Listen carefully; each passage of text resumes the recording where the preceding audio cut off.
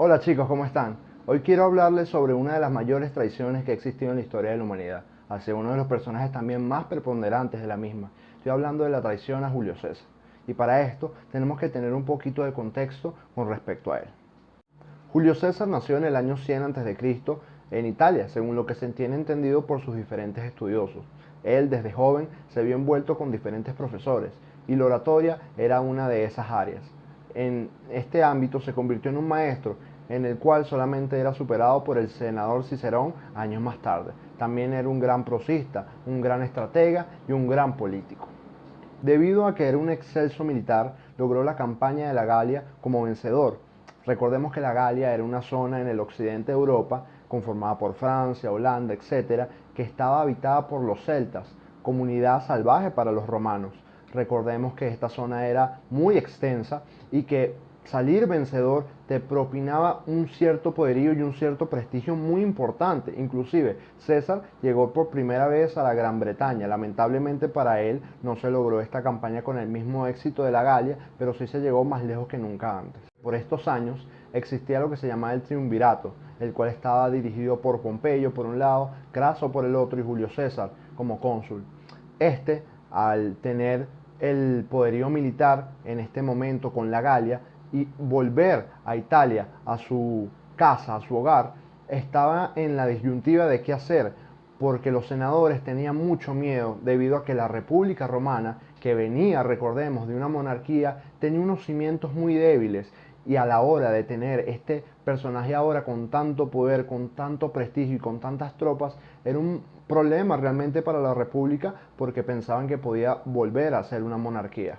Debido a esto, se desarrolló una guerra civil con Pompeyo, ya que cuando César regresó, había una ley que decía que si se cruzaba el río Rubicón que separaba la Galia de Italia, se estaba atacando a Roma. Aquí suelta una de sus frases más célebres, que era Alea jacta est, que en latín significa la suerte está echada. Y claro que así fue, porque él salió vencedor.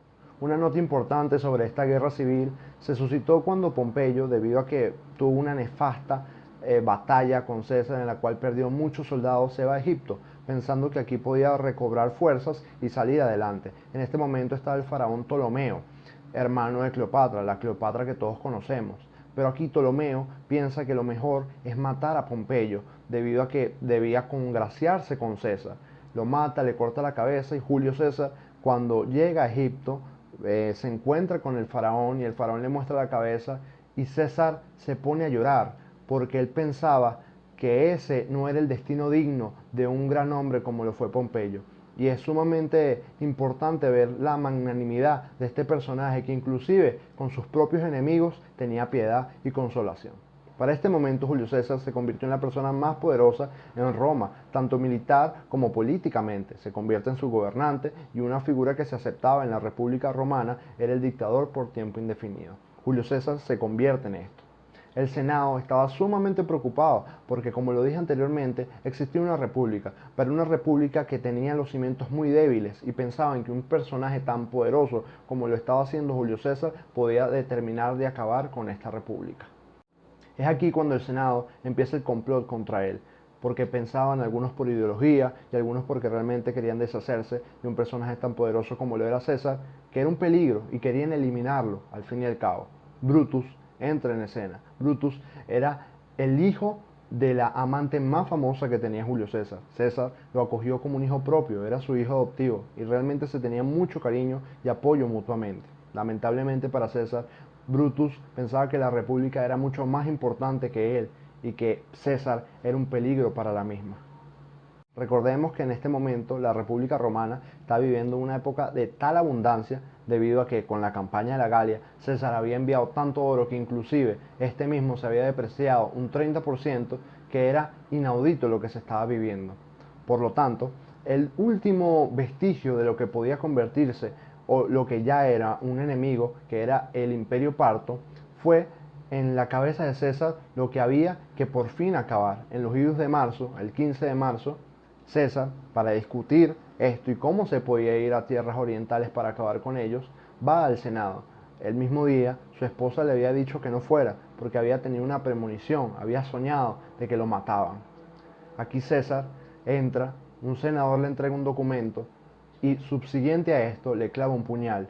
Fueron 23 puñaladas de cuchillos y dagas y solamente una fue mortal.